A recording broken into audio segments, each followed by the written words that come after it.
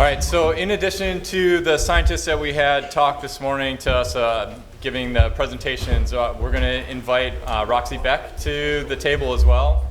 Roxi is joining us from the Center for Food Integrity, and she is going to actually also sum up the session at the end, because I think we heard it from a number of the speakers this morning that the communication around this issue is going to be tricky. And that is where we're going to bring in Roxi's expertise to try to help us find a way to communicate some of the difficult concepts that we have out to the public, out to our family members, and to get a broader understanding of really what we're trying to accomplish here. So the way we had initially proposed the afternoon session going was to kind of split it into two different groups, although we'll just see where the discussion goes. The initial thought was for the first session, we'll talk really about the decision tree. So hopefully everyone has a copy of their decision tree from their packet that they can use as reference. And then the idea with the first session was let's take a look at that and really try to pick it apart. Let's try to find the weak spots. Let's try to find the places where we need to add things, where things need to be removed.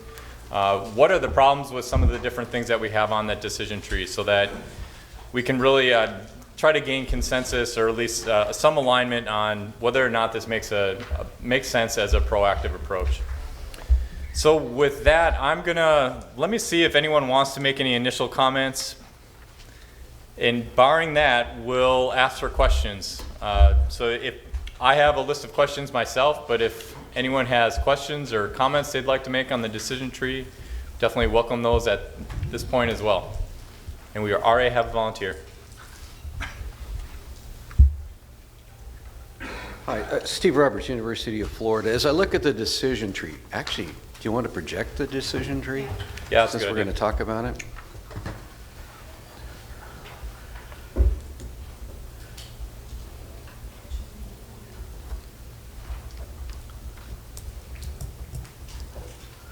Boo. Do you have a better one? No. All right. Well, anyway, if you look at the topmost box, which is to create a list of process-formed toxicants based on available information, and then there's an arrow down to prioritizing compounds based on margin of exposure, it seems like there's a box that's missing between those two, which is to develop toxicity information for some of these if it doesn't exist. And I think that might be the case for a lot of these. So I know that was alluded to in some of the talks about potential sources of information and things that could be drawn upon, but I suspect, given the number of chemicals and their nature, there aren't going to be very many that we can just go to pre-existing toxicity analyses or toxicity values, TDIs, and those kinds of things. So I think, just as a suggestion, maybe there needs to be a box in there to, once we've identified them, to develop the information that we can use then to feed down into the box and come up with margins of exposure. And yeah, I think I'll flip it over to you, Alan. Since you were a co-author on the Schilter paper. Yep. Well, it really links into that established criteria for when compounds are high risk to the left there. Which is what information will we use to come to that conclusion? And it will either be existing information or new information. And I mentioned the possibility, as we did in that Schilter paper and the forthcoming Blabauer paper, that could be computationally derived based on structure, or it could be derived in vitro by high throughput assays or other appropriate methodology. We will have to agree ways in which we use that information, but it will be the data sources that we use, because we're not in the future, I don't think, going to be taking some of these compounds and sticking them into animals for a year or 2 years. Getting the chronic tox data, we're going to have to use other sources of information.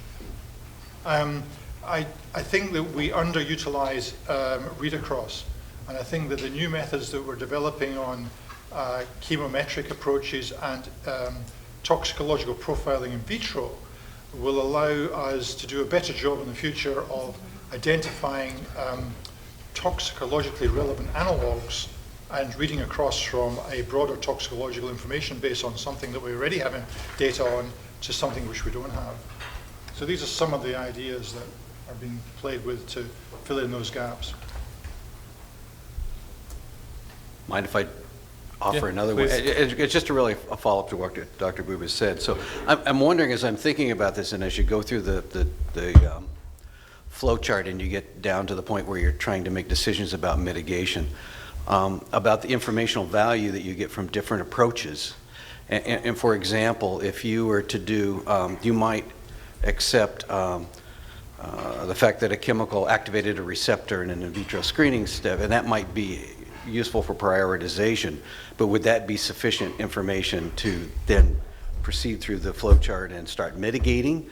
Or would you really want some confirmation that actually an adverse health effect occurs in an intact animal or whatever to make a decision? So I've wondered sort of how that fits in here, depending upon what you have available to.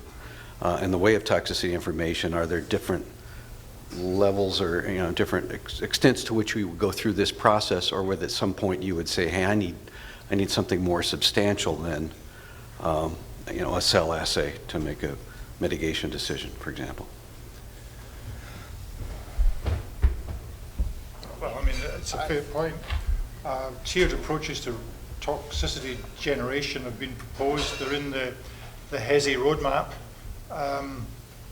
But if you're faced with 500 heat-generated substances and you have to prioritize them for further consideration, you're not going to want to just verify that every one of them is causing an effect in an animal. You're going to have to find shortcuts. I mean, that's the reality of the world we live in now. I don't think that you would necessarily be introducing draconian measures. And I think the uncertainty is part of this. In other words, if you're basing your considerations on a ranking on receptor activation in vitro, you have a huge uncertainty as well. And that has to play into the decisions you make downstream. How much money am I going to spend on mitigation based on such a huge uncertainty? I mean, this is a really complex area, and there are no simple answers. So maybe just May to I follow. comment? Oh yeah, Sorry. sure. Sorry, go ahead, I Jeff. was going to say, I haven't worked on this scheme, and by the way, I do think it seems like quite a good scheme to me on the whole, a way to think about this. But it might be worthwhile in the prioritization process where we've got sufficient information from animal testing or other sources, animal testing, to say these are compounds where we have fairly definitive information about toxicity. And we can use that information for prioritization and maybe separately list the compounds where there is less than what we would consider typical and full database for assessment. But look at these and prioritize them in a different way. Are there strong signals from in vitro assays, that kind of thing? Because I don't know how you're going to proceed based on just that sort of in vitro information or non-animal information alone.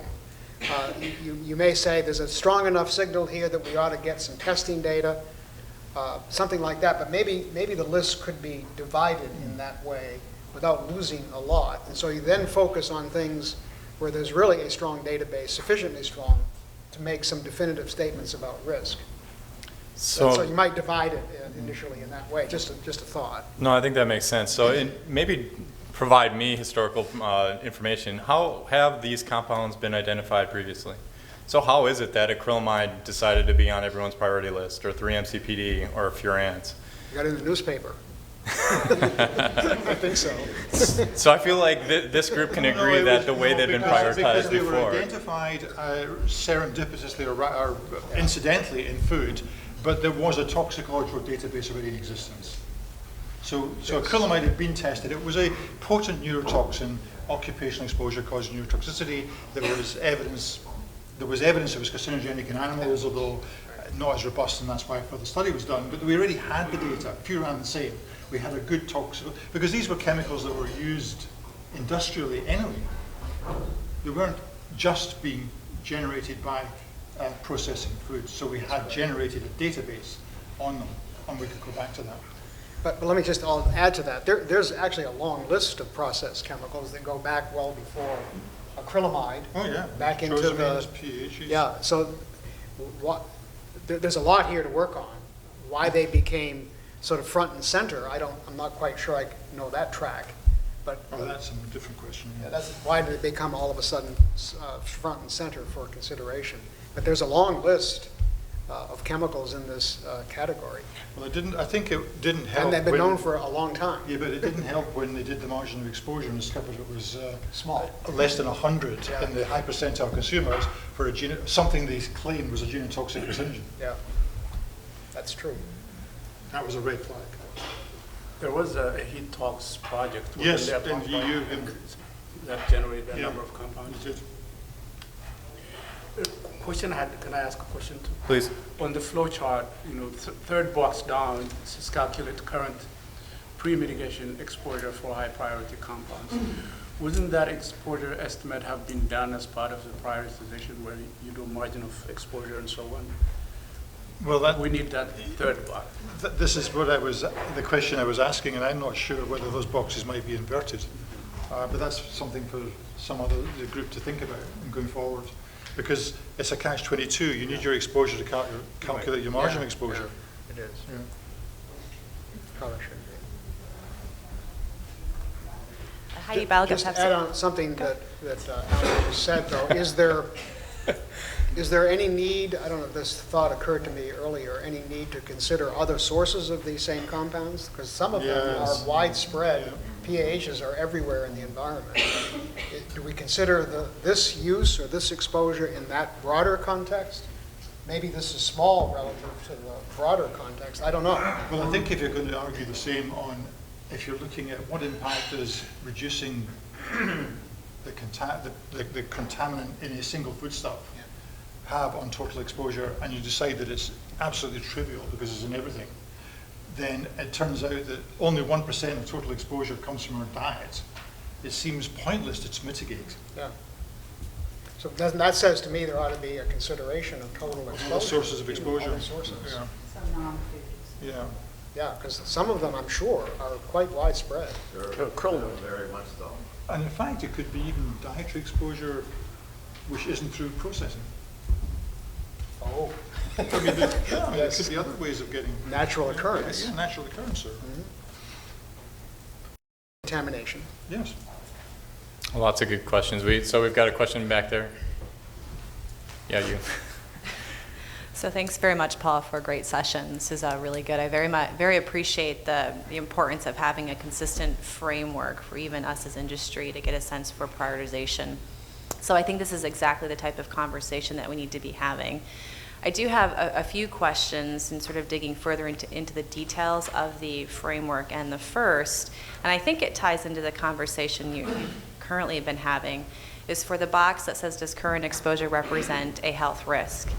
And to me, that's almost an iterative question depending on the dietary intake data that you're referencing, whether that's a 24-hour, a 2-day, or 14-day, where you would have more sophisticated sort of snapshots in terms of what real intake is, or I hate to say real intake.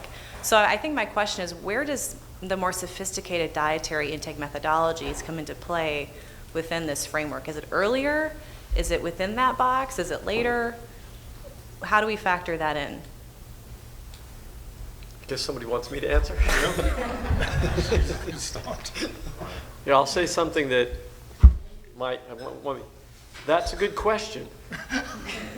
No, you might argue. I could argue that asking the question doesn't make a whole lot of sense. I mean, the acrylamide. I'll go back to acrylamide. It's my favorite thing to hate. We've always eaten acrylamide. We've always been eating it. We'll always be eating it. Does it present a health risk? What are you going to compare? What can you compare it to? There's no comparator. I mean, is breathing air a health risk? You're drinking water. It's just stuff that you're doing all the time. So I don't know necessarily that you need to go to the place that I think you're talking about right now. I mean, certainly we can do an exposure from anything we have sufficient data for. To me, it's a question of what it means. And part of what I think we're talking about here today is a large framework, to the hammer, the world is a nail, or the other way around, whatever it is. To me, it's all about dietary exposures, really. and you could start and finish all of this. I can take a look at, if you tell me something about the nature of the toxicant you're talking about, to where I can spend an hour looking at what I think is going on here, I can tell you whether or not I think it's worth doing anything at all right away.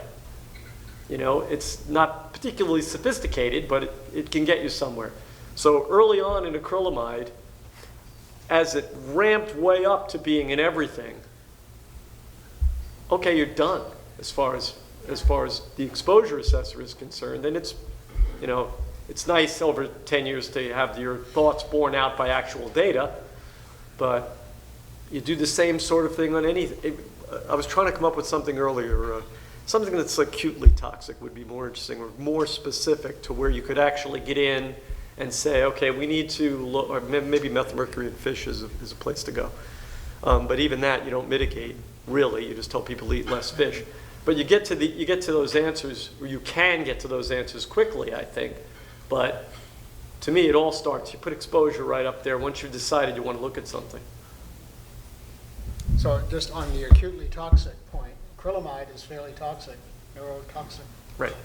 And I don't know if you've ever looked at the NOEL for neurotoxicity and did a MOE calculation. I think it's lower than the NOEL for cancer. Not sure about that, but it's pretty toxic. Yeah. But that's not, is that all an inhalation? Well, it's a systemic effect. It is. Yeah, so the occupational exposure is inhalation. But it is it's a much higher concentration. No, I don't think so.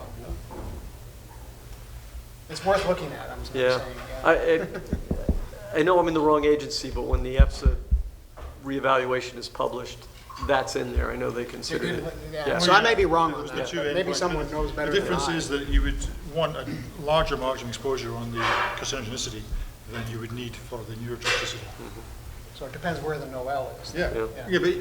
Yeah. But even if the NOEL was lower, if you're going with a margin exposure of say 100 on neuro, and you're trying to get to 10,000 That's true. carcinogenicity, you've got a big margin to play with, Yes. so to speak. So based on those last couple of comments, it sounds like, to your point earlier, Alan, that the exposure really seems like it needs to be higher up in the, before you would do a prioritization, it seems like exposure would be best to consider prior to prioritization. It doesn't sound like it's not going to add too much to the complication of many compounds. A recurring theme already is communication. And I think better cooperation among all of these disciplines in the beginning will be borne out as being effective and efficient down the road. You know, Sweden runs off and starts collecting data on acrylamide, so now we're looking at furan and everybody's at cross purposes, and we're all generating grants and job security. These things come into play, don't they? So. Yep. But on the, maybe Alan, you could correct me on the exposure section. I thought the question was, when do we begin to look at exposure distributions or probabilistic analysis? That is the more refined exposure assessment. Wasn't that the question? And that's a different story. And I thought in your presentation that came later in the process. Isn't that right? Yeah. You don't need that. I thought maybe you could explain that. I thought, am I wrong on that? No. If you're going to if you're just simply trying to prioritize, I think you can get away with a less sophisticated exposure estimate, because it's all about removing things that are really obviously not of concern, based on conservative assumptions or considerations, and then you refine as you go on. When you think, well, I've got all these things, do I really need to worry about these ones, or can I refine my estimates and then say, well, some of them drop out, and the ones that remain are the ones I really have to focus on. Yeah. Right. And we've also danced around the whole distribution and policy choices. You know, what percentile do you finally say, Exactly. I'm not worried about that? 99.9, 97.5, you know. Yeah. So and we've all done it in our presentations here, we said the exposure, which I did say is not acceptable, but there's somewhere on that curve that your policymakers have to decide is where, is it the same for everything? Probably not. So that requires a level of sophistication that you just can't check a box off. You need to have a good. Maybe it would help us all if we tried to separate some of the risk management stuff like what's the margin acceptable, et cetera. From the risk assessment part of it, I think we're tangling the two of them together such that we really get sort of messed up. Whether you're talking about a risk management issue, about how much margin you think you have to call it safe or whatever, that's different than, you know, what the dose response is. So what's the purpose of this whole process that's taking place here?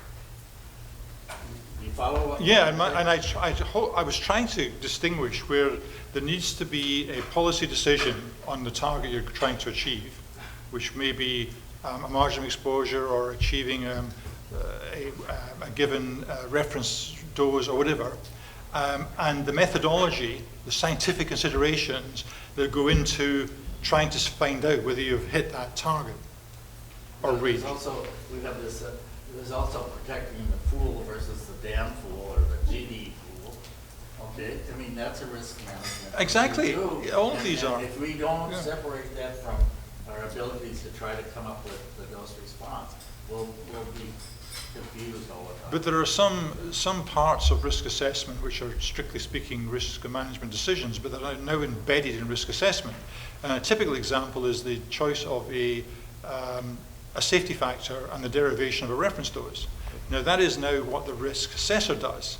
But there's a policy decision that was taken at some point that is acceptable to use a margin of exposure or a safety factor of, let's say, 100, all things being equal. You're allowed to use scientific consideration, obviously, if there are specific issues that you would take account of. But we wouldn't go to the risk manager every time and say, look, we want to derive a reference dose. Is it okay to use 100? Nothing else has changed. He would say, well, what are you talking about? Of course it's okay. Codex has said this.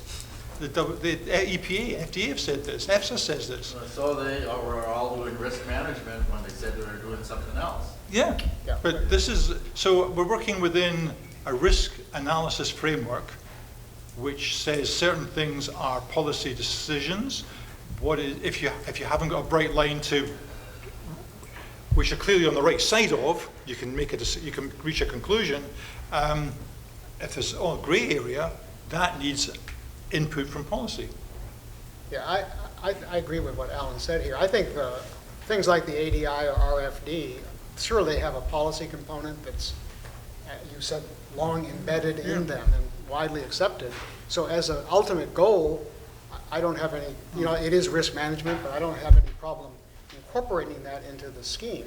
The only other risk management issues that arise is when you've completed the scientific analysis, looked at different mitigation approaches, looked at the risk reduction. At that point, decisions about what you're going to do then clearly become management.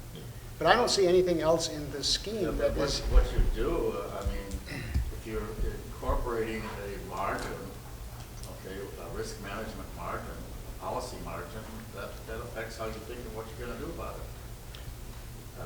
That's where you're drawing the bright line. Joe, the bright line depends upon that safety factor. Yeah. And so where that bright line is, it tells you what you're going to do. So... But unless I misunderstand this, I think the only bright line is this decision about what really is not traditional. based on traditional approaches to that question. Traditional? What was that? Well, ADIs are traditional, TDIs are traditional. You know, Lehman and Fitzhugh came up with 100 because they had to. Okay, in other words, we couldn't have done anything if they didn't come up with that. You had to come up with a risk management factor to decide what was, quote, safe so that you could approve the food additive. I mean, that has to be there. Well, nobody else wanted to say it. Nobody even now wants to do it. So if you want to go somewhere else, you'll have to stop trading with the rest of the world because your food standards will not be acceptable. Codex has mandated this is acceptable globally. You know, I'm not against 100 per se. I'm just saying that it is a risk management factor. And if you say, oh, but for genotoxic carcinogens, I'm going to use 100,000. Okay, or 10,000, I guess, is what you want to do. I don't know. You know, that's the point here. Those are both risk management Well, positions. I would challenge the 100 as strictly risk management. There are some data to support it, evidence.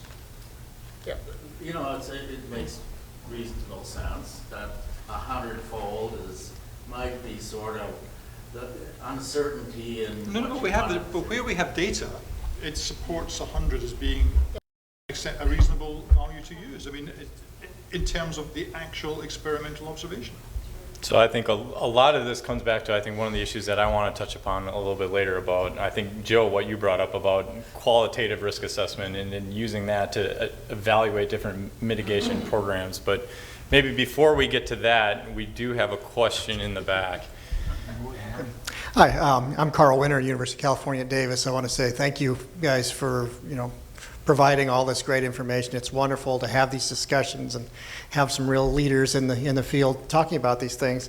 The concept came up about refined exposure assessment a little bit, and I can see Michael's point about, well, first thing, you have a pretty good idea whether it's going to be of concern or not. But I think somewhere in the process, I'd really argue for some type of tiered approach. Once you get to the point where you've decided it's something to consider, that shouldn't stop it there. That shouldn't be what you base your mitigation strategies on. I don't see anything in this current flow chart that really addresses refining that to then better evaluate the impact of the mitigation strategy. So I just wanted to make sure that didn't get left out. Well, the WHO environmental health criteria, what does EHC stand for? Environmental health criteria. 240, we actually do have a tiered exposure approach to looking at these things in that way. I play a game. I was going to, if I had time, we play the game. Children, how much potato products does an 18-year-old adult eat daily over time, based on the surveys that we have? You do this in your head. This is just what I do every day. If somebody say 20, please, 20 grams per person per day. If I take that number and speak to my colleagues, do we need to look more closely here? You'll get an answer usually. And that didn't cost anything, and it took us 10 minutes. You really can get started. Refine, when you're talking about dietary exposure, and I know this from a lot of experience, it always means one thing: make the number lower, right? Because we're starting from a tier, and the tier always says you're eating 6 liters of fluid and 3 kilograms of food, and come on, really, show me that person. And then, you're moving back. So you're always looking for numbers. So there's a bit of an optics problem. I love the word optics these days, as you may have seen there, because it looks like you're fishing for the right answer. I'm going to keep refining the dietary exposure until we got it so it's not a problem anymore. Well, I think we got two different issues. One is to decide whether or not this is significant and requires mitigation. Right. And so one approach to refining would be to say, suddenly it doesn't exist because we've reassessed the levels in the food, or we've reassessed the food consumption. The other, though, is should you have determined, based upon that this is something worth pursuing and something that you need to mitigate the risk, then I'm going to feel a lot better that the exposure assessment is as good as can be, so you can properly evaluate the impact of the risk management and mitigation strategies. If you're not able to do that, then you may be fooling yourself on the other side that you're doing great benefits. I just want to make sure that doesn't get lost somewhere in the flow chart. I don't really see it in the flow chart as it is. We should add in once you get to the point kind of where it is, you say you've identified the high priority compounds based on what we'll call a lower tier approach. Mm-hmm. And you say, we need to consider mitigation. It's time to refine the exposure estimate and say, well, do I still need to consider mitigation based on the criteria I'm using? Yeah. I mean, and so there needs to be an extra step there, yeah, where you say, let's refine our estimates, and probably on the talks as well, maybe, yeah, if necessary. Yeah. And this is also where the other sources comes in that was discussed. And I'll throw acrylamide out there. If you're a smoker, don't worry about acrylamide from food. It's pretty clear. I mean, when you look at the hemoglobin index, it's 10 times higher, 5 to 10 times higher in smokers than it is in the regular diet. So these things all need to be considered. Thank you. If we were going to protect smokers. Hi, just a question. I think we're talking about maybe 1,000 chemicals here, 1,000 substances. That's what I took from your presentation and at the beginning, 800, 1,000. I'm wondering, are there any efficiencies that could be created or put into the decision tree that could group the compounds? They're all formed by Maillard reactions. Is there any, systematic way the assessment flowing through the decision tree could be simplified or made more efficient by grouping, either because of structure, mode of action, any of that? Has any of that been considered as part of the discussion? Maybe I missed it in your presentation. So I mean, I think it's definitely a good concept, and I maybe even lumping on top of that. So if you have a mitigation, you're proposing how many of these different categories, groups of compounds are going to get caught in the dragnet of, hey, we're going to do this mitigation. Well, how many compounds? Maybe if we have them grouped in 20 different groups, like, well, these 5 are all going to get impacted positively. These 10 are all going to be impacted negatively. I mean, being able to group compounds, I think, would be really useful. How you would do that? Well, there are these chemometric approaches that people are developing now. There's a tox profiler that Xie Yang's developed. Mark Cronin's developed QSARs for specific endpoints. There's the possibility of toxicologically profiling a group of chemicals in high throughput assays, and that would allow you to cluster chemicals.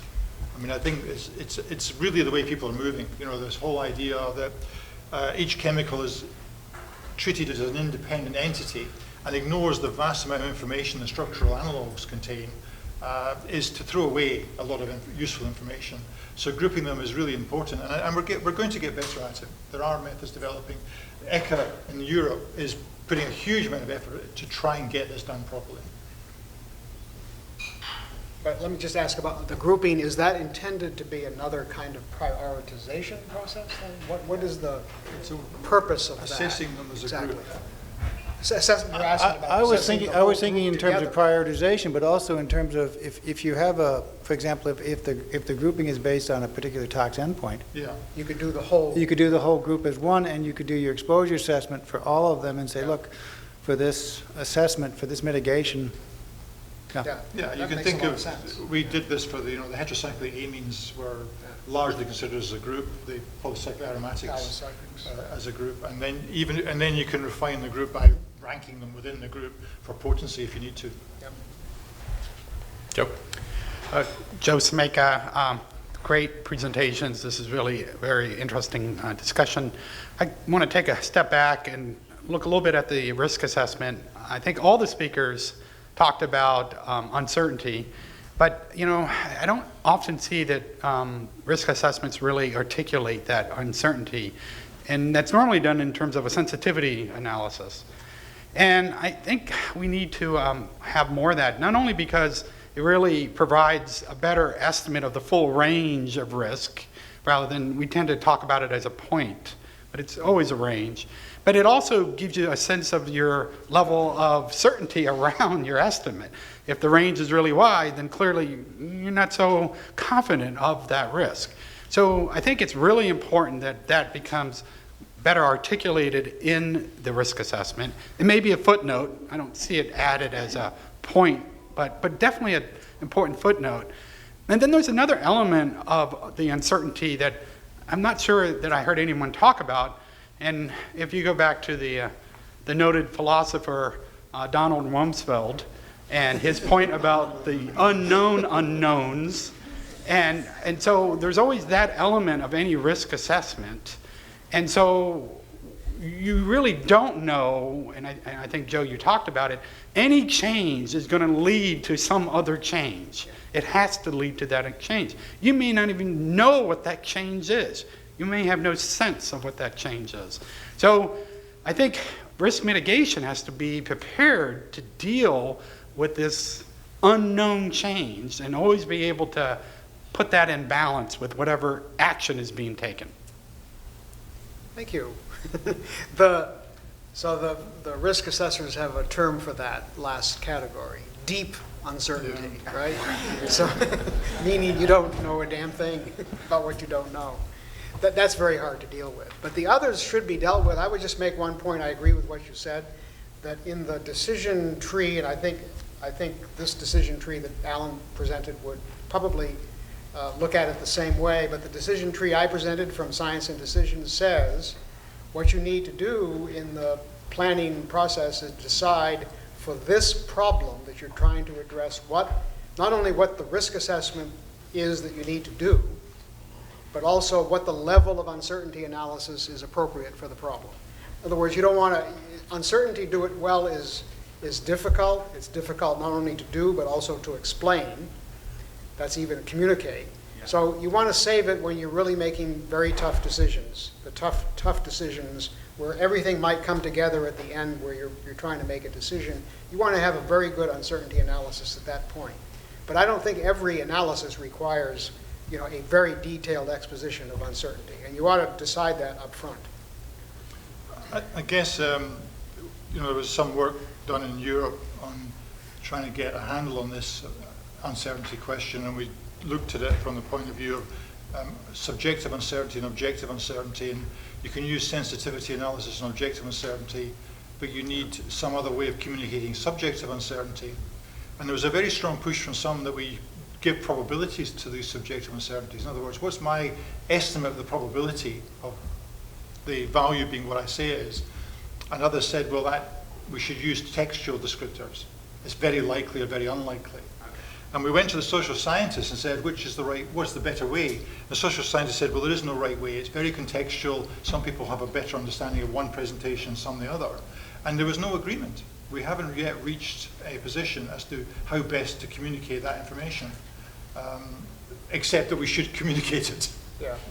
So, Roxy, not to put you on the spot, but listening to this discussion, is there a way to communicate the uncertainty in these different risk assessments that we're doing that the public would find more appealing, or understandable even? I would say that the consensus for what I hear from consumers is that there would be deep uncertainty about anything that's being discussed right now. So that aside, I do think there are ways, and one way to think about this is what do you have power with? You have power with people, with voices that can deliver these messages that know what they're talking about.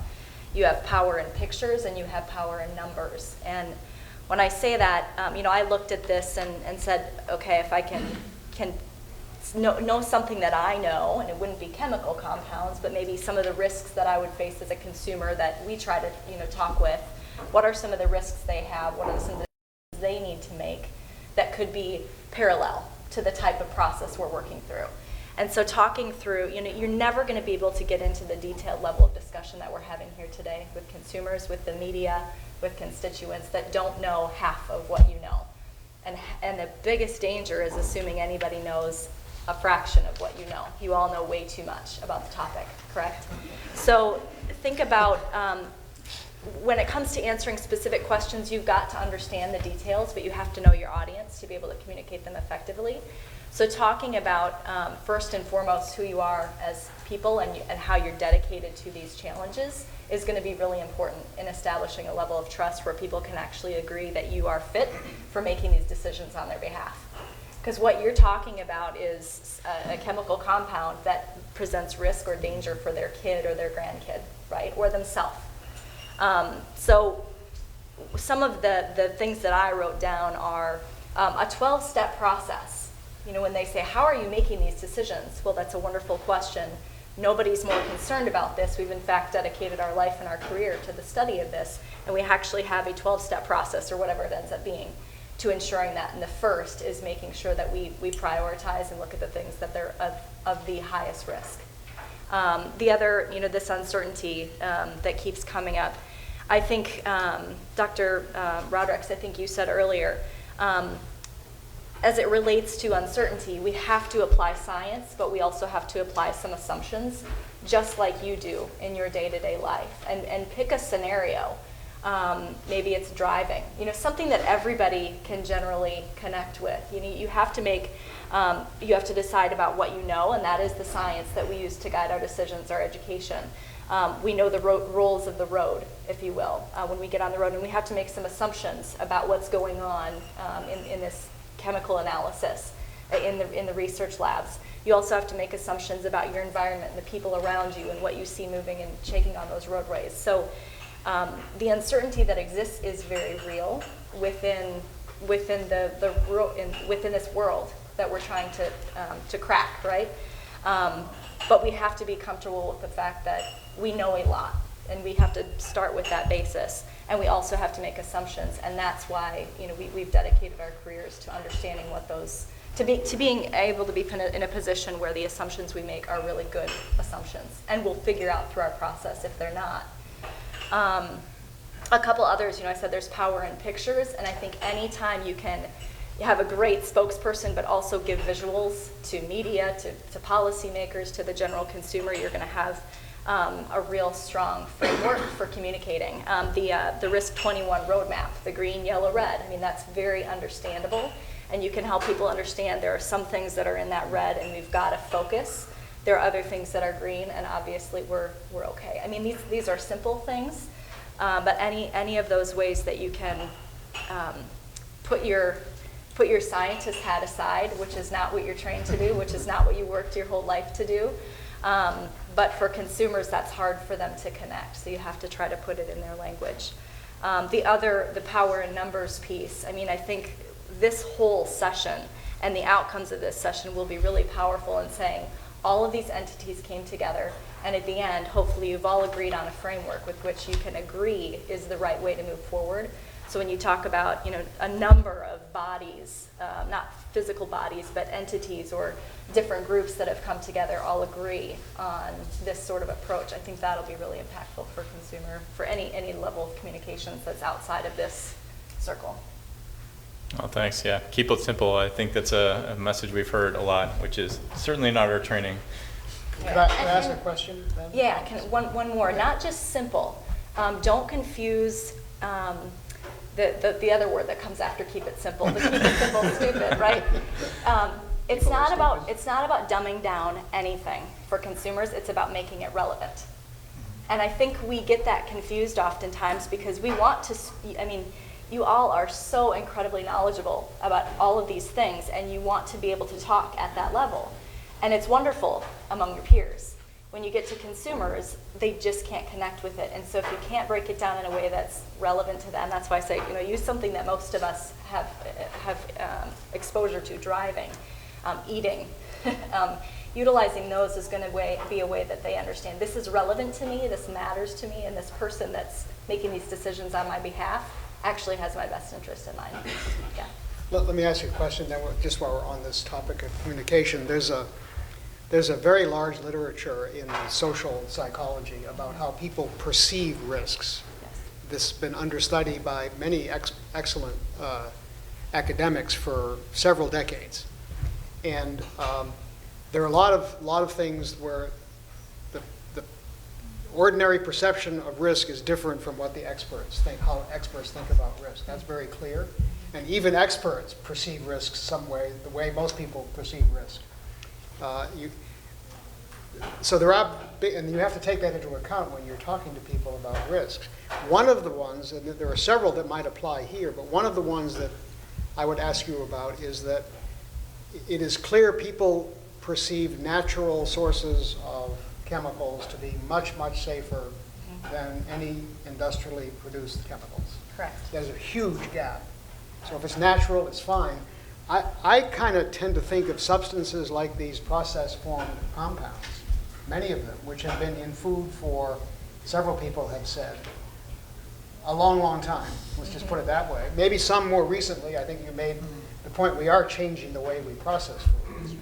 But generally, these are, to me, like natural components of food. Do you think people would see them that way or different? Maybe that's too hard a question. It depends. I'd agree completely that natural chemicals are way better than any that anybody would intentionally manufacture. And I think intent is a big word to focus on here, because as nature intended is very different than man who created intended, right? There's a whole "you did this to me" that's implied when somebody puts something into a food. So what about cooking food? Not really avoidable with our, Right. unless you have the raw food mentality. That's not, somebody said earlier, we're not really going to give up meat. We can't assume that that's going to be something that we can apply to the general population. Sure, among pockets, yes. But I think that choosing to add something, a chemical additive, is different from a natural process that results in a chemical. And I think the general consumer, as long as you can say that, there are some things that happen naturally, and apply it back to, something that's true in their environment. What about something that's traditionally processed, considered traditional handling or cooking of food, rather smoking, for instance? Smoking, Yeah. no one's adding acrylamide. Here's another way to look at it. Risk benefit. Okay, I hear a lot about risk, but what about benefits? One of the things I've seen so many times over and over within the food industry is some decision is made to benefit something within the industry, and I won't name names, but let's say I'll take it off of food and I'll put it back in the barnyard. We utilize hormones to help cattle grow differently, for example. And the company that developed that said, this is a really great benefit to the farmer who wants to get that product to market. And then there was no additional thinking through, I guess, for who are the other stakeholders or who are the other constituents of that product who might be questioning the use of that thing, okay? And you could apply this to lots of different things. But what ends up happening is the consumer says, how does that benefit me? And if a consumer can't apply a direct benefit to that outcome, then there's much less perceived benefit, and the risk is much greater. So for your point, smoking, meats, well, I love that flavor. I love the environment it creates. Maybe it even brings up some social dynamics, because we always smoke when we bring our family together, we get a big roast and we smoke it and whatever. I mean, I think there are a lot of emotional things going on there too that can be applied back, but all of that is a direct benefit to me. So there's some risk in it because it might increase, acrylamide levels. But it preserves at the same time. But, right. And most people don't know anything about acrylamide and cooking. I think with the innate potato, we might have more of those discussions. But this benefit risk to consumers, that those trade-offs, sometimes they're willing to make those if there's a direct benefit to me, I guess that's my point. Does the benefit have to be in terms of health?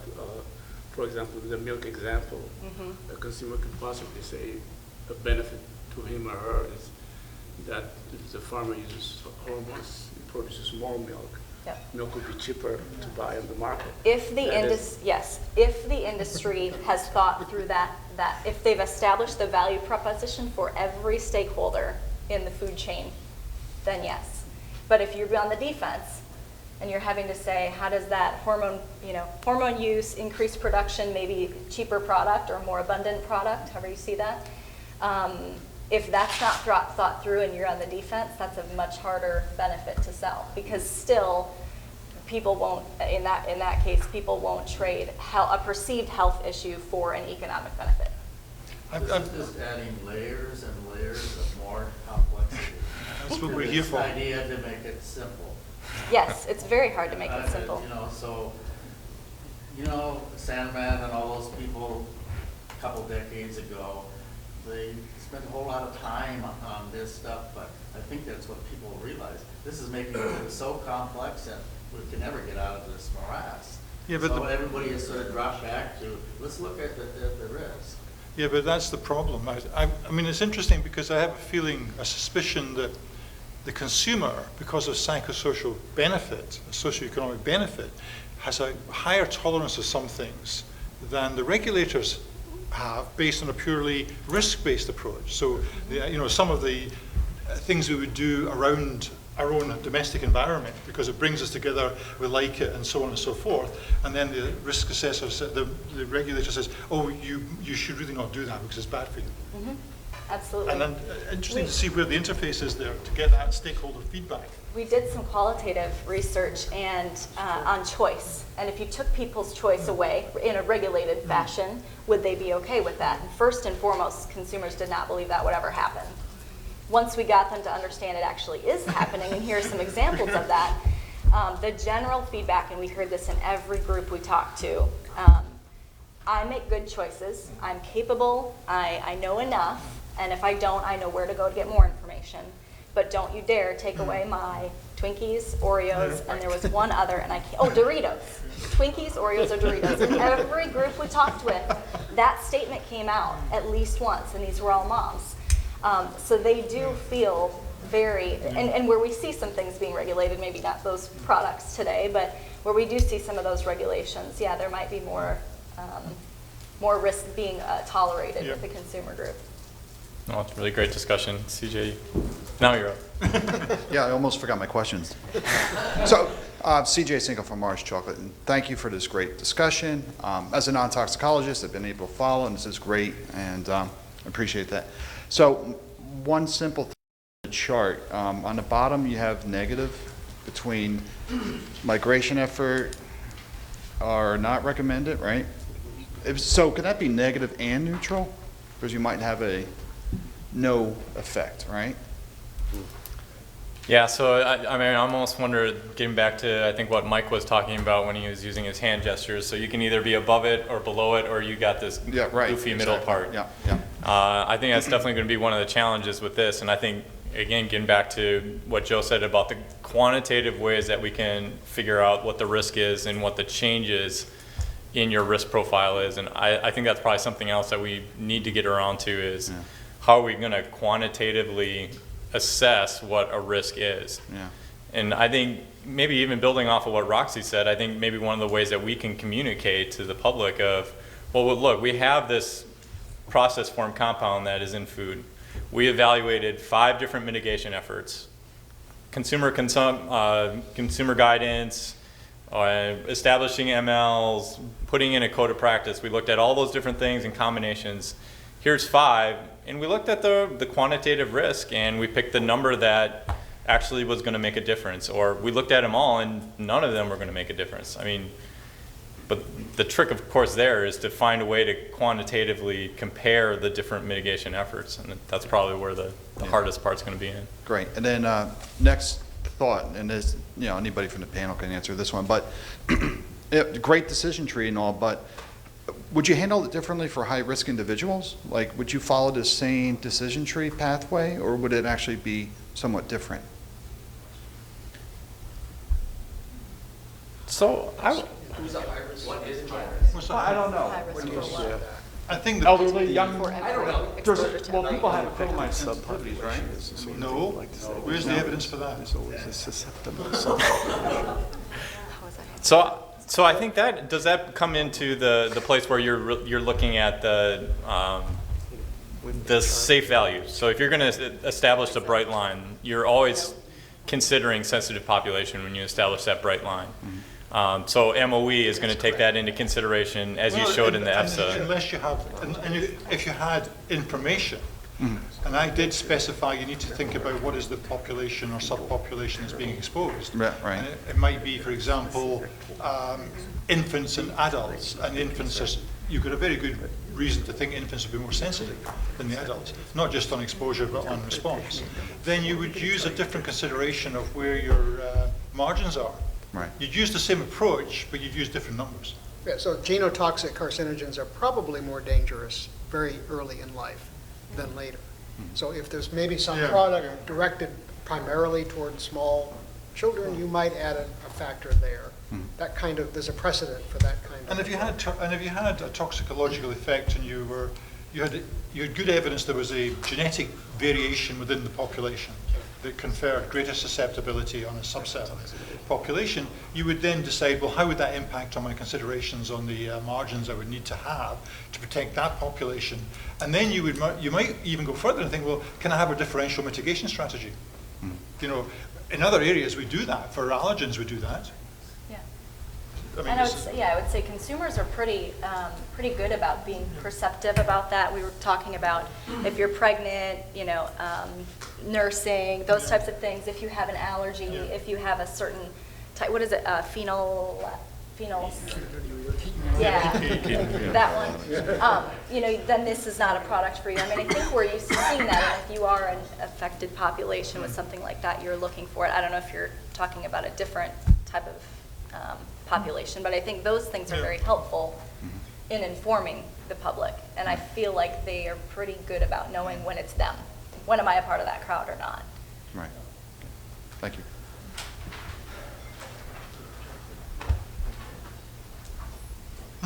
Yeah, thanks. Craig Llewellyn, the Coca-Cola Company. Just continuing on the discussion, and I think Alan was hitting it on the head. It's a case-by-case evaluation that you would take into account in your risk evaluation, your hazard evaluation, because in not all cases it's intuitive that the population at most risk is the one you think it is. So the example that was given, that infants versus adults, sometimes the adult is at more risk than the infant. Sure. And from a general perspective, most people just go, well, the infant is at most risk. When in many cases, they're at less risk than the adult. So Yeah, you're correct. just making sure that we all are on the same place on that. If you had evidence that the infants would be more sensitive. Yeah, You have to have evidence. right, you follow the evidence. Yeah. So can we talk a little bit about communication, or are we still on the chart? I just want to make sure that, I'm not. So, Roxy, I've heard Charlie speak probably 3 times about this idea that, it's the perception of shared values that the consumer really wants to feel. And I've always argued, not with him directly, but I've always asked the question, and I just can't get my head wrapped around it. My wife will disagree with me on certain things, or say, oh man, I'm so glad, you know about these things so I don't have to worry about it, I don't get it. We have shared values, I think. Been married 10 years, so I think our values are pretty similar, but yet she'll come home with something that, purchase something. Oh, it's safer because it says organic on it and stuff, or something like this, I don't understand that. It's great. I still haven't heard, maybe I just haven't been listening keenly enough to you and Charlie enough, and I think this is great. I don't want you to think that I don't agree with you. But the thing is, how are we supposed to get over that hurdle? Because I work for General Mills. I am very evil to the consumer's eyes. How do you get over that hurdle? Yep. I mean, how do you start gaining their trust of shared values? Do I have to, every time I answer a consumer, I have to put a picture of me and my family on there and go, see, I have kids? And, I mean, I don't mean to diminish it. I really don't. I'm just trying to make, the conversation. It's a great, yeah. Yeah, right. So, I mean, I tend to believe I'm a very pragmatic, realistic person. I don't go in the grocery store. When I want something, I'm going to buy it. I don't care what the ingredient list says. I frankly think that worrying about these things causes more damage to me than just going with it. Personally, I mean, that's how I roll, I guess, so. Well, I'll hit some of these points a little bit later. I was on a plane last week, and I had a couple sitting on either side of me, and they were married 37 years. And the man said, the thing about marriage, it's not a word, it's a sentence. And ouch. I went, okay. And then they all giggled and everything was fine. I hear that question all the time. Why is it that my wife, or why is it that my husband doesn't believe me? And I have a psychology degree and a public relations degree and a communications focus. And I don't know that I can ever solve that one for you. I think that is consistent, right? I mean, if you tell your wife something and then the neighbor tells your wife something, the neighbor's message always resonates, right? Okay, so let's just set that one aside. I don't know, work with that. On the consumer, yeah, talk to the neighbor, tell him or her to talk to your wife. I will definitely hit on some of those. What I'll say here is that big is bad is it is researched. We've shown that is a very real concept. The situation that the food industry and people that are involved with it are in is a decades-long. We are in a decades-long challenge that has been built over decades. So we're in the hole at this point in terms of consumer trust and confidence with where we are as an industry. And I would expect that holding up that picture with you should be a strategy that you have for at least the next decade. Because it's especially for brands, for components or pockets within the industry that consumers perceive have done something wrong or made a decision that's not in their favor or some perception that they have that they're afraid about. you have a bigger hill to climb than somebody that maybe is claiming a health benefit or something, real or not. There's a health halo that comes with some sort of claims or some companies or even the size of those companies that's there. So I'll focus more on that a little later, but that's a tough one. Talk to your neighbor, I guess.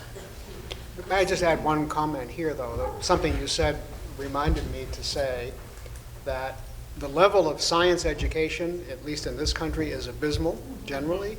And I think science, I once did a survey as I was writing the book about science education in this area, not just food, but general threats from the environment and chemical risk and so forth. There is zero education, even through levels of college, zero.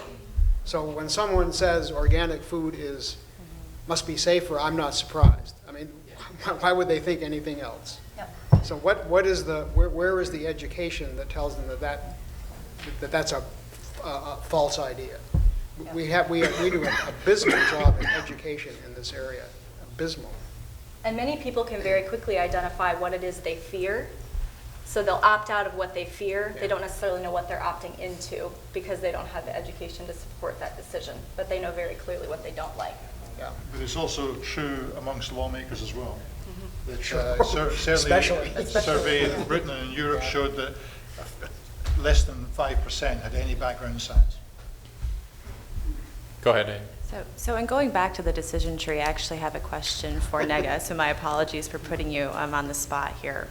But I was curious to hear your initial thoughts on what you see as being critical next steps for this tree in terms of refinement and at one point gaining acceptability within the agency. Do you have any things that come to top of mind for us as we consider this tree and next steps? Well, I'm just talking off the top of my head. First of all, like Joe, I do like the decision tree. I think it's a great tool. It's not that we've systematically done at FDA to date in terms of looking at all the unintended effects. And well, to put it simply, we haven't followed this chart. But I look at it as it's a great first step. It is something that the agency could well adopt to use. Probably would need to be vetted more, perhaps through one of our several mechanisms that we do that, putting it out for broader comment, for example, or taking it to our food advisory committee with the right expertise around the table, that sort of thing. So there are processes that need to be followed, but I do think it's a great tool. I think it's a great question, Heidi. So, Nega, to actually maybe continue on that. So, I know you're involved heavily in Codex and you interacted with agencies from around the world. I mean, certainly we've heard from the EU what their approach often is with the precautionary principle and looking for ALARA, but are there other regulatory around the world where people would be receptive to this kind of approach as opposed to taking a more precautionary principle kind of approach? Well, actually, you'd be surprised. I wanted to say something about that, but when these things hit, everybody's going their separate ways, developing methods, doing surveys, doing safety assessments, and so on. And back with acrylamide, actually, the then director of our center, Bob Brackett, and the then director of the Foods Bureau in Bureau of Foods in Health Canada got together and they said, every time this thing happens, we're all scrambling, doing things separately. Why don't we leverage resources? And so Canada actually called a meeting of a number of regulatory agencies around the world that work on chemical contaminants issues. And so now, ever since then, we have a group which we call the International Food Chemical Safety Liaison Group. It has FDA on it, it has Canada, CFIA, European Commission, EFSA. It's an informal group. Food Commission of Japan, FSAN, New Zealand, and ANSES of France are members. And we meet every 3 months 3 to 4 months by telecon. We've had 3 or 4 face-to-face meetings. And so in that group, you'd see, it's quite surprising, in spite of the perceived differences, how similarly we think, whether it is folks in Australia or Canada or here or in Europe. So I see this, especially, I mean, I deal more with probably Canada, Australia, and New Zealand, because as a Quads country, we meet separately before Codex and so on and so forth. I certainly see this as something that will be received, in a positive manner in those countries. Yeah, I mean, I think at least, when we put this together at ILSI North America, I mean, we see it as a benefit not just for industry or consumers ensuring the safety of the food supply, but we know that regulators are under the same pressures that we are, that, hey, here's another 5 compounds that nobody wants in their food. I mean, to have a tool that people can use to say, look, we did an evaluation, we understand there's concern, we're concerned about the food supply. Hopefully, Roxi, you'll point me in the right direction if I'm communicating this well, but we have shared values, we're concerned about food safety, we've evaluated it, and we're not going to do anything, but we're not going to do anything because it doesn't have an impact on health. That's good feedback. Thanks for the question. But I don't think it's fair to say that Europe has a precautionary approach to processed formed compounds in food. As far as I know, it's never invoked a precautionary principle in any of these substances. It uses a risk-based approach. I mean, EFSA has evaluated, furan, acrylamide, PAHs, heterocyclic aromatic amines. It recognizes, like the rest of you, that these are things which are formed through the normal cooking of food, and you just can't get rid of them. I mean, we can give advice and we can think of ways of mitigating them, but banning them is not an option. And so that has never been on the table. No, I think that's a good clarification. So, I mean, that was another question that I had as well then. So, does this expand further than process formed compounds? And maybe that's a discussion for the coffee break, but we have compounds like DON where, agreed, process formed compounds in Europe may not be approaching ALARA, but something like mycotoxins like DON, they certainly are going that way. Now, I think I really liked how Joe had described it in his slides about things that are readily avoidable and things that are not readily avoidable. So is this really a decision tree that's more applicable to things that are not readily avoidable? I think it is. I think the same ideas to be applied to persistent, long-standing widespread contaminants. I think you're approaching the area of natural constituents of food here when you're dealing with this, of which there are tens of thousands, and I would guarantee that you would find, if you looked close enough among natural constituents of food, as many risks and as many benefits as you have here, and maybe more. So that opens a whole area of work that I think no one wants to go to, but that's what it reminds me of, dealing in this area, getting into this area at all. And environmental contaminants, which we can't do anything about, like lead. Yeah. But there's still, you might find some approaches to setting limits or mitigating using a similar kind of scheme. Oh yeah, I'm saying they fit in here. They fit in here, yeah. Okay. Right. One more comment. Maybe I already said this, but the part of this that I hope doesn't get neglected, and I think maybe needs a little more emphasis, and I like the way Alan presented in the slides, it's not on here, and that is the secondary effects issue, which I think are very important. I think you can't tinker with food very much without changing things that you don't really, a whole bunch of things. And so whether it's nutrition or other kinds of effects, I don't know whether you need to expand this flow chart, but I like what you had on your slide, which explained a lot more about the steps in that process to me, which seems very, very difficult for sure, but I don't see how you can avoid it if you're going to do this right.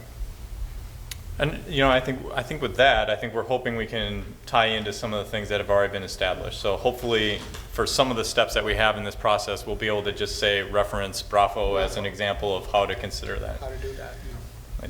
The details of how they all tie together may be a little complicated, but I think there's some established things we can build on. Hi, Dan Skripik, Mondelez International. This is probably a question for the end, but I'll throw it out here now. If we had this decision tree in 2001 before acrylamide, where would we be today?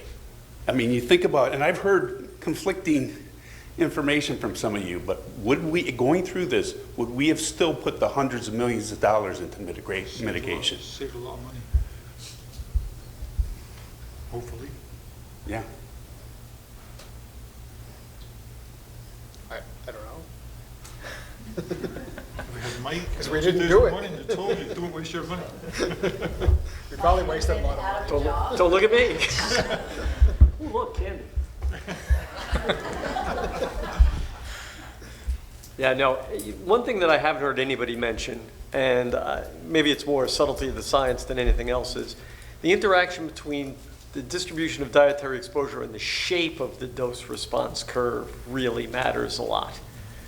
If the dose response curve is fairly flat, you're never going to impact anything. If it's fairly steep, then you've got something to go at, and that's a technical subtlety there. So I don't know if it needs to work its way in, but it's certainly a consideration.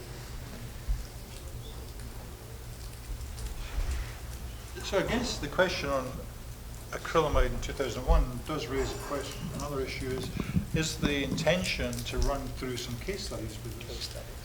Using acrylamide, set the clock back and run it through there, and then take a couple of other ones and run them through and see where you end up. I think that would be quite a useful test.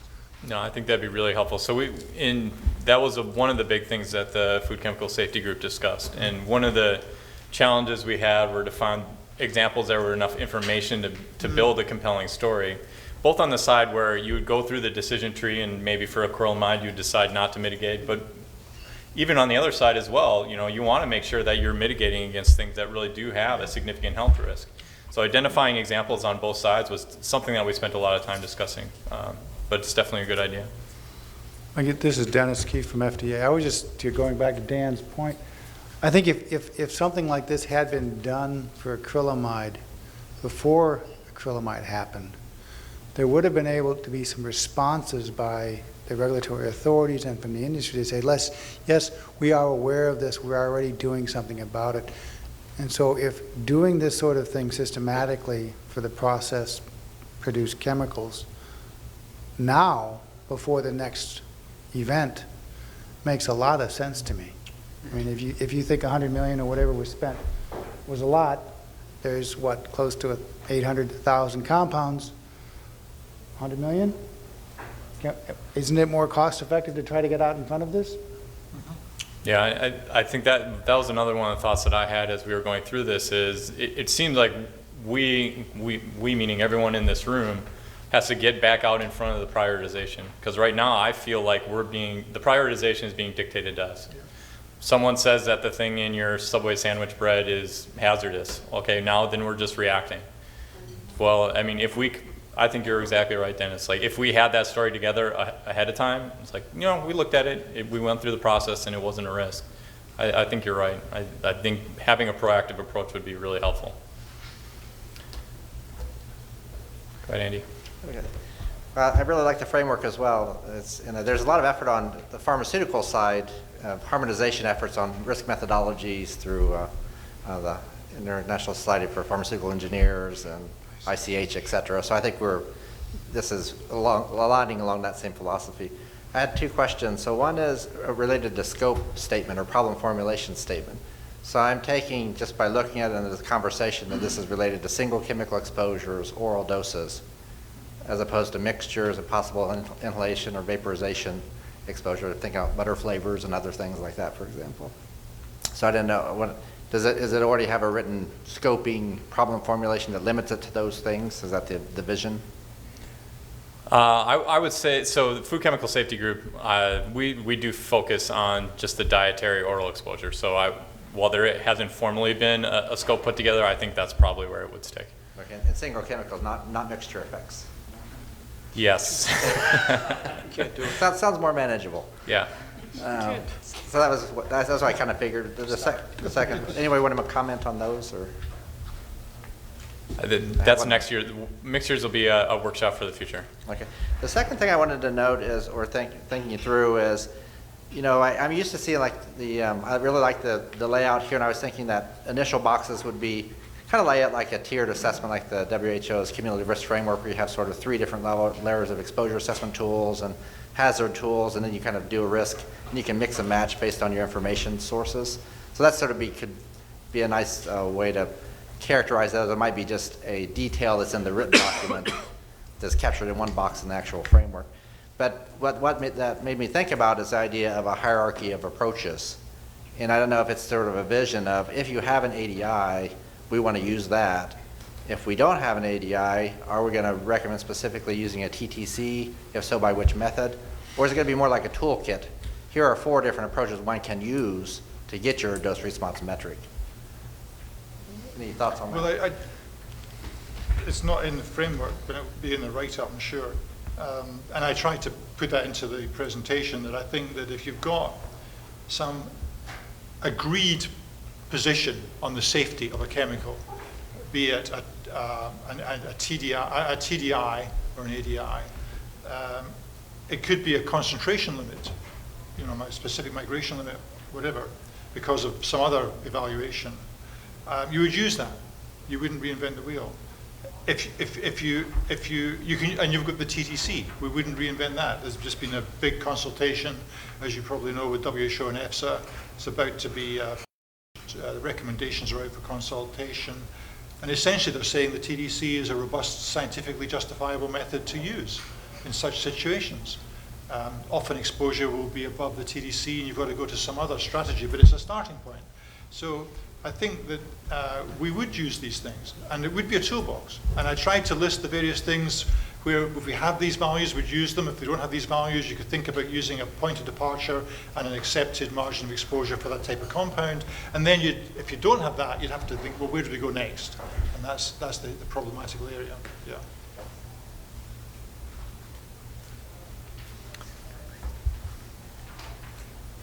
So, no.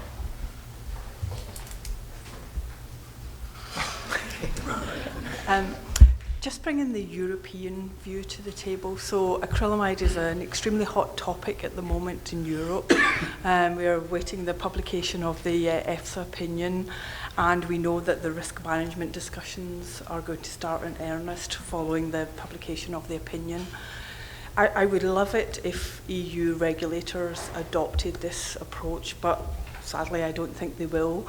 The fact that you can't detect a change in exposure is seen as either a failure of your mitigation measure or you're not doing enough to mitigate. So I guess the question I have is, are there other measures than exposure that could be utilised to assess the impact of mitigation?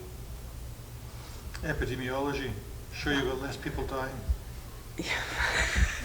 I think that's even more pie in the sky than... That's the flippant answer. So what you want to do is use an intermediate endpoint and look for biomarkers of effect which are changing in your population.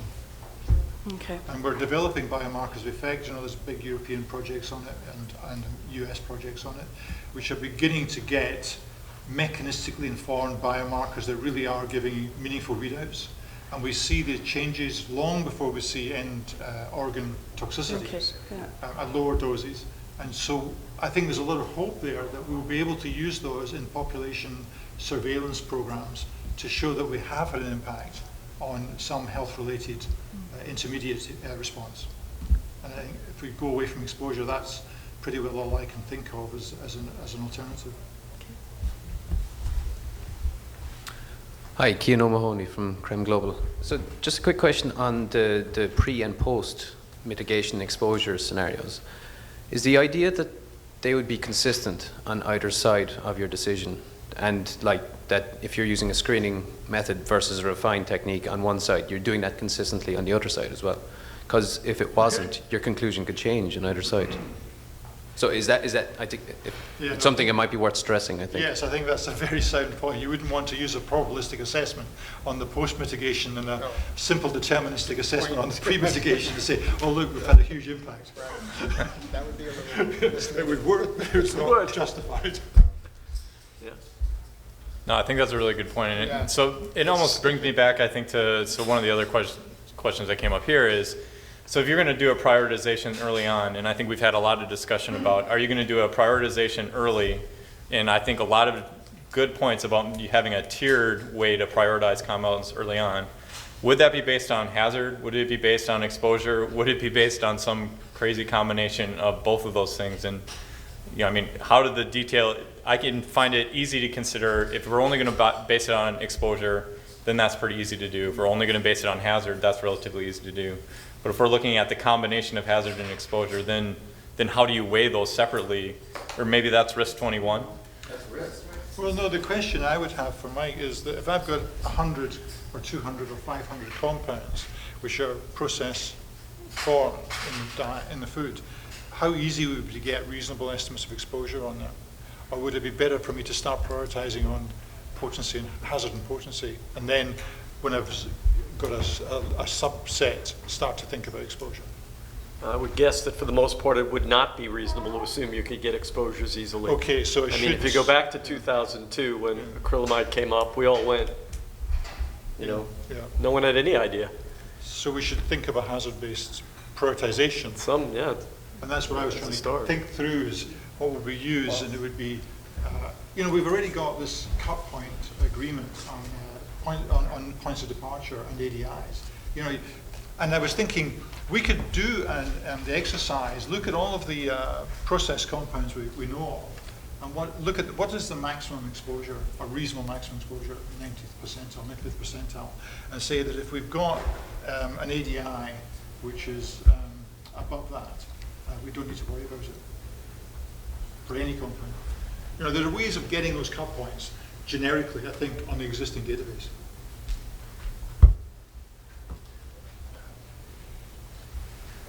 We'll do one more question, then we'll take a break.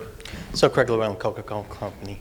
Just following on what Alan was saying, the thought is that we need like an on-ramp into the decision tree that will be based on whatever we can use.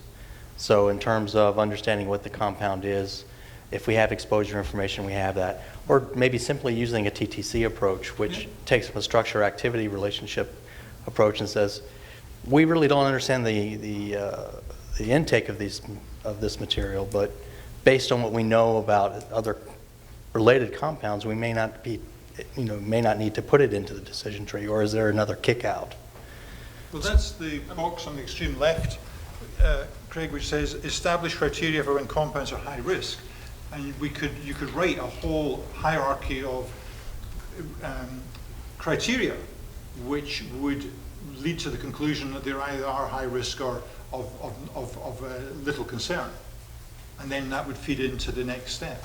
And those criteria they might include prior exposure data if you happen to have it. For most of them, I suspect you won't, and you'll need to use hazard. Remember, the TDC needs some estimate of exposure. Maybe I'm not following, but if you know it's present, you have some idea of how much is present, right? You don't know how prevalent it is in foodstuffs.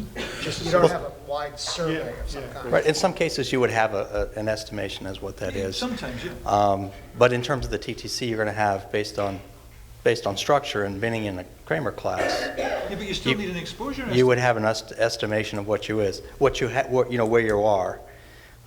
You would have an understanding, say, we'll take the acrylamide example since that's our favorite, and say, well, it first came in potato products. So we had an understanding around potato products.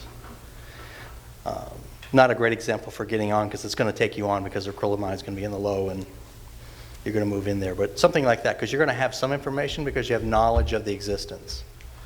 And then some of the understanding that you would say, based on what we would guess as a formation mechanism, that we could extrapolate and then add that into there. So again, a lot of uncertainty, but it's getting you into the right box and the right frame of mind. I guess is where my thoughts were. If you can do it, yeah. Yeah. Well, yeah, and I think what you can do is, I mean, for lack of a better term, you can make a scientific guess based on very little information. Often you're talking orders of magnitude here. The difference between class 3 and class 1 is a big gap, and the Kramer classes, that is to say. And I can say if I have maybe only a few points, it's coming out at 50 parts per billion here.